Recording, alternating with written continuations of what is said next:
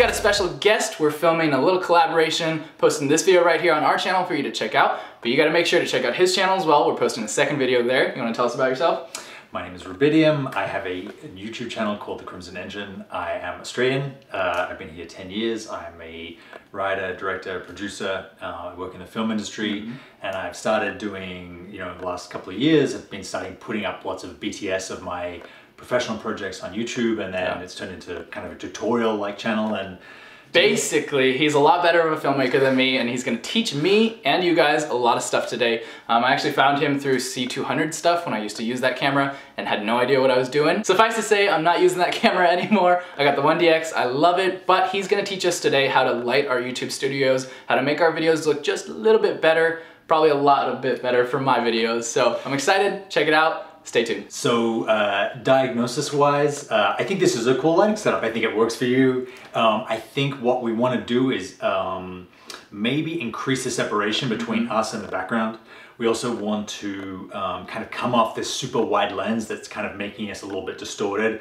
Get to something a little more flattering to the face. Currently on the 14mm f2.8 from Canon. And we also want to create zones. So we're gonna have a zone for us of light and a zone for the background, and we're gonna try and avoid using the same lights in the same zone. So there's gonna be basically separation and a more flattering lens. And seriously, if you haven't checked out his channel, the reason why I fell in love with his videos is because of how nicely lit they were, and I'm hoping to learn some of that today. So today Rubidium's gonna help me take my videos from this awful setup right now to this. This is what our new lighting setup looks like. Hopefully you can see a change in the picture. I definitely do in this monitor. Let's have him talk about what it is.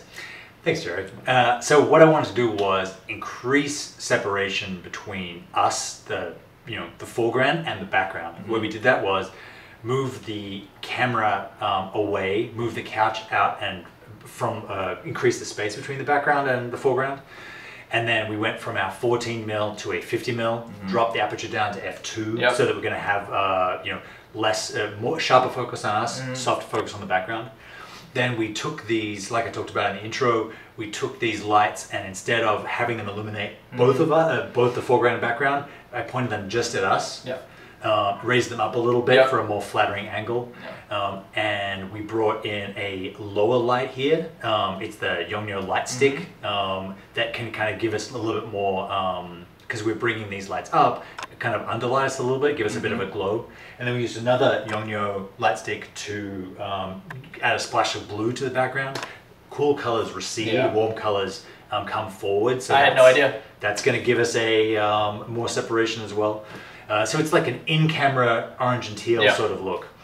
And the other thing we did was shift the lights to tungsten and the camera to tungsten, so that the daylight coming in the back window is also going to appeal more blue. So they're really the three things we did to kind of enhance the image, make it more a little more cinematic. From what I had before, honestly, this lighting setup isn't anything really harder. All we did is added one little light here, one little light there, and we just kind of raised these lights up. And it's something I never would have thought of on my own, but with Rubidium's help, I think it looks pretty darn good. And one thing I want to make sure that you guys keep in mind is YouTubers, filmmakers, all of them out there will tell you that gear is not important. It's all about the story. But I actually kind of think that some of the gear is kind of important, but that doesn't mean that the gear has to be super expensive. So for example, this Yongnuo light, how much is it? 80 bucks. About 80 bucks. And then, for example, the light stands that we're using, these are Amazon basic light stands. I had got this one for about $10. This light right here that I'm using, this is one of my main lights. It's only about 70 bucks. So yeah, it's not about the gear per se as it is using the gear in the right way.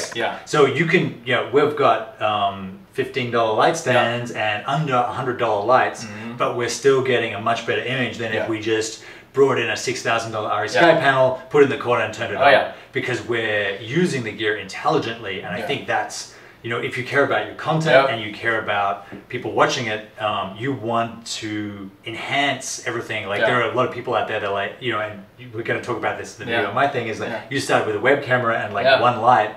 That's great if that gets you going, but you also want to, if you've got great content, you want to have great lighting to go with it. So we just hit 40,000 subscribers. Thank you guys so much for all your awesome support, whether my videos looked okay or not so good, but hopefully they'll look a little better now. Currently what I'm working on is my lighting setup, and then next I want to focus on improving my audio as well. So make sure to hit that subscribe button below, hit that bell notification also if you guys want to check out more awesome videos like this. And on Rubidium's channel, we are posting another video. He's going to talk a little bit about me, learn a little bit about Ask me. some questions, and, yeah, find out what goes inside it's the gonna mind be of awesome. Jerry. Yeah, so Crimson Engine, follow Rubidium everywhere, and make sure to do that below. I'll drop it in the description. Thank you guys so much for watching. My name is Jerry Land, this is Rubidium, and we'll see you guys next time. Honestly, this lighting setup is very easy to do. It's something that I would not have thought of myself, especially this light right here that's pointing at me. I think that all of you out there can do this as well. Like I said, it's not going to cost you too much, so make sure to check the links in the description below if you guys want to set up kind of like this one. So over here we have my main light. This is the Aperture Tri-8C light. I really enjoy this one. Make sure you guys check this one out. Aperture makes a lot of great lights. I look forward to checking out their 120D as well. So over here we have this new light panel. This one's the RL-24VC. They got crazy names, but they also make crazy awesome lights, so make sure you check this one out. And like I said, these light stands I'm using are just cheap Amazon ones. You guys can definitely grab those yourself. And then these cool light sticks are RGB light sticks from Yongnuo, and they're about 80 bucks, and I think they're very versatile. So if you guys want a similar lighting setup to this, make sure to go check that one out. I got more lighting videos coming out very soon, as well as other great content, so make sure you hit that subscribe button below. So you guys know I haven't released my full setup apartment tour yet either. I've shown you the empty apartment tour. The current new apartment tour is going to come soon. I'm going to keep that video really short, just running you through my different places, but I'm thinking that I'm going to do a dedicated office tour. I'm going to do a dedicated bedroom tech tour, maybe a living room tour, and I'm even going to show you a little bit more around my house, so make sure you guys check that out.